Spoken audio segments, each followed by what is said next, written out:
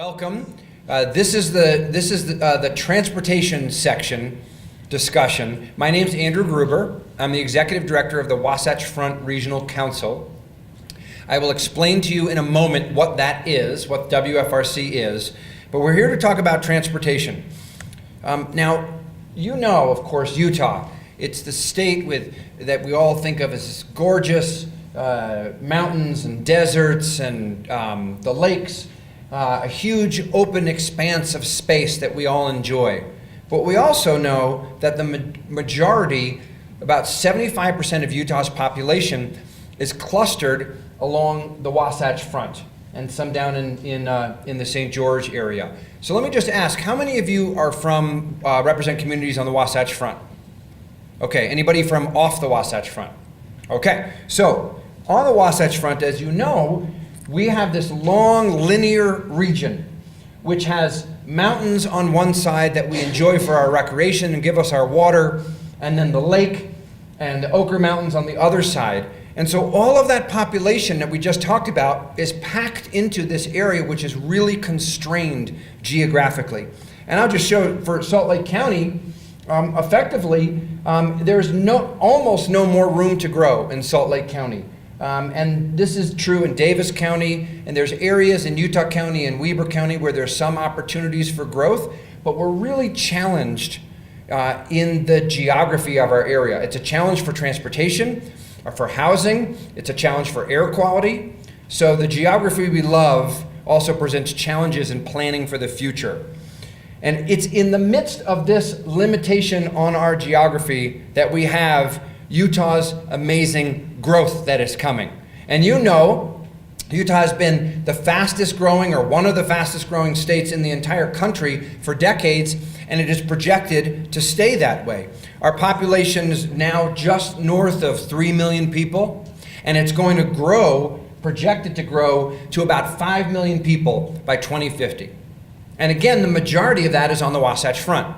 So think about the impacts of that. 2 million more people. Think about the impacts on our roads and road congestion, on our air quality, on our housing needs, on our economy, and overall on our quality of life.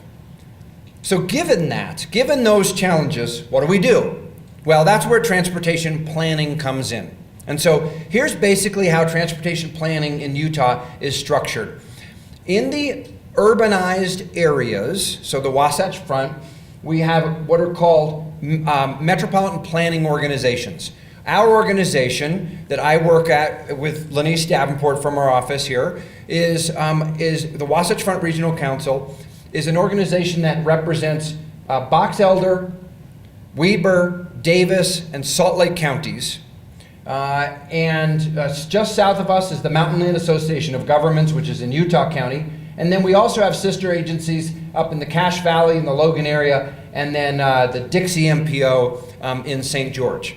And our organization is made up of the local elected officials appointed through the COGs, through the councils of governments, to serve. So it's usually mayors and county commissioners who come together to think about and plan for long-term transportation needs for the region.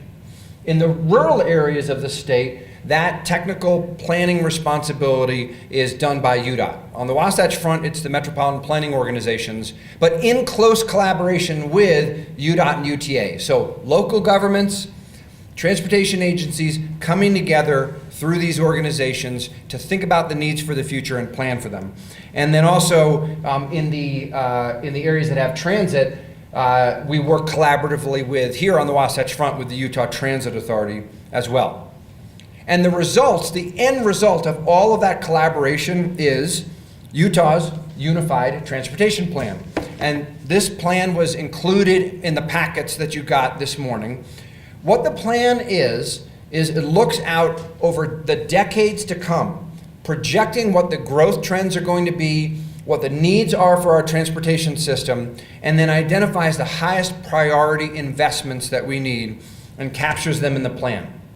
So it looks at the state road system, so interstates and state-owned roads, local roads, including county and city-owned roads, transit, so the rail system, the bus rapid transit and bus systems, and then also an increasingly active transportation, trails, bike paths, sidewalks. So it looks comprehensively at all of those needs. It also is comprehensive in that it looks at the need for new facilities, so new roads, new transit, new trails, but just as importantly, it looks at the investments needed to maintain and preserve the infrastructure that we have in place right now. We have to strike that balance. So when you look at the plan, you flip through here and you'll see project lists and descriptions in the back of the book. And it'll describe what the project is, what its cost is, and also the phase, when that project is planned to be built. So roughly broken into 10-year increments. The first phase, things that are needed now, and then things that are needed out into the future. And we do that phasing based on need. We also do that phasing based on the anticipated availability of revenues. How much money and when it will be available. Yes? What is it on the unfunded needs you're getting at? Oh, that's a great question, because there is not enough money available to pay for all of the needs. So there are some projects that are identified in the plan that we know are needed, but they have not risen to a high enough level of priority that we would say the limited amount of money, we would plan to use it for those. But we're still identifying those projects as something that is needed, but they're unfunded. Phase 4 or something? You could look at it as a phase 4, like within the time period of this plan, 2015 to 2040, there are not revenues identified to pay for those projects, okay? Now, as you look through that list, you will not find every single road that you have in your city. You might be planning to do a basic resurfacing of one of your city-owned roads. You're not going to see that in here. This only has the major, what we call regionally significant transportation projects. But the costs associated with all of those projects are aggregated together when we're assessing the availability of revenues for all the different types of projects. Now also, because this booklet was produced in 2015, and the process is constantly evolving, we're updating plans, we're completing some projects.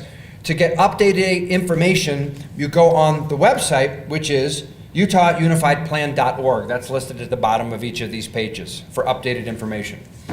Now, you might think that this notion, well, we work together. We get the cities and the counties, the MPOs, the transit agencies and the state, UDOT, we work together. We look at all the modes of transportation. We coordinate and collaborate. Well, of course you do that. Because when somebody goes from across a municipal boundary, they're driving, they're not thinking about, well, now I've left one community behind or who owns this road. It all has to work as a system. But it actually doesn't work that way in every part of the country. In fact, this approach that we have, this unified approach, has been cited, recognized by the U.S. Department of Transportation as a model. And they said, the process by which the last 3 rounds of transportation plans have been developed in Utah has been collaborative and comprehensive, demonstrating the principle that collaboration brings superior results. It serves as a best practice nationally.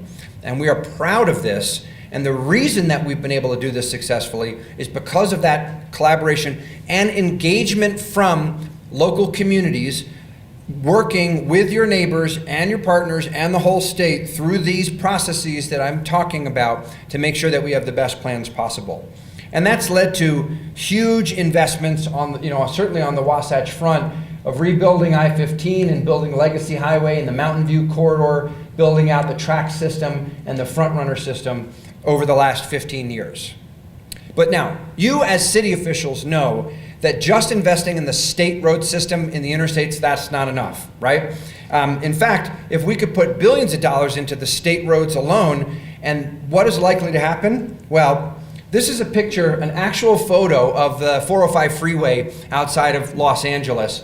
You see that you can just keep building more and more lanes on interstates, and that's not gonna get you where you need to be. So that's why one of the approaches that we take in the state of Utah is to try to provide transportation choices to people.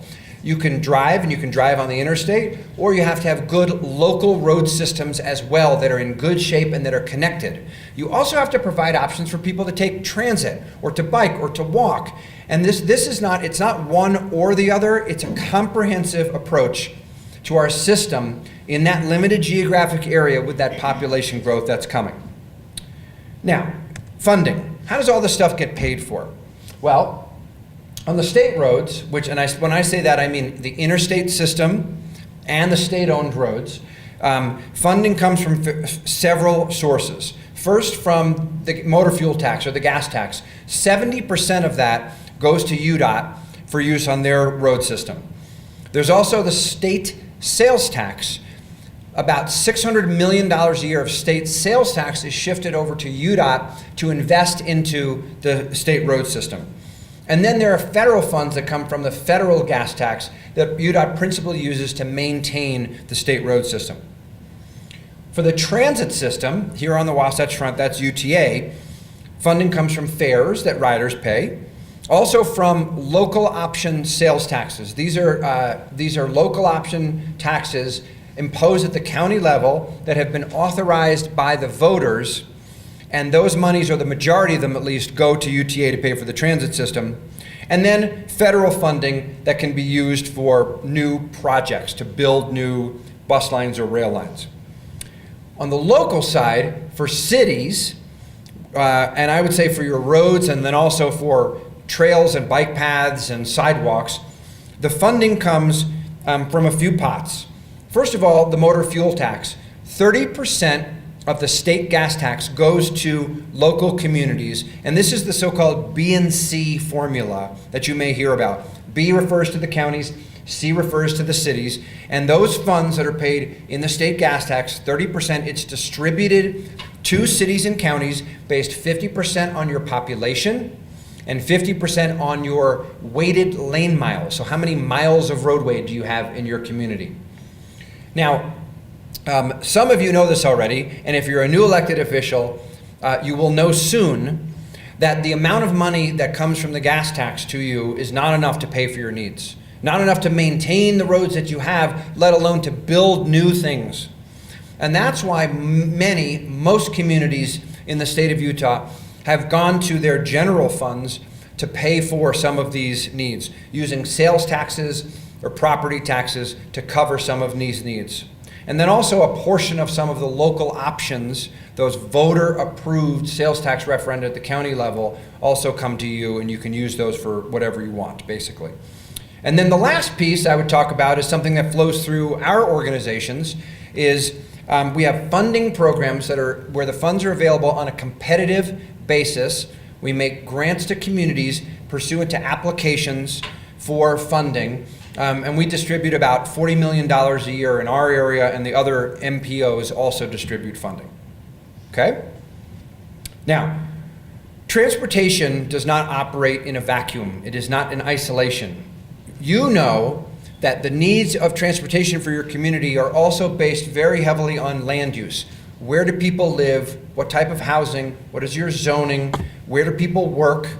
So when we do our work in conjunction with you and think about transportation needs, we're also looking just as much at land use patterns and projections for the future. So this happens to be Salt Lake County. This is a vision map. And you know that the needs in downtown Salt Lake City, which is completely developed already, is going to be different than the needs in, let's say, southwest Salt Lake County. That is an area that's growing very fast. And so the transportation plans and investments will differ in different areas depending on what your particular community's characteristics are. And that conversation, that taking that local input about development plans and needs and putting that into a regional perspective is a conversation that happens continually.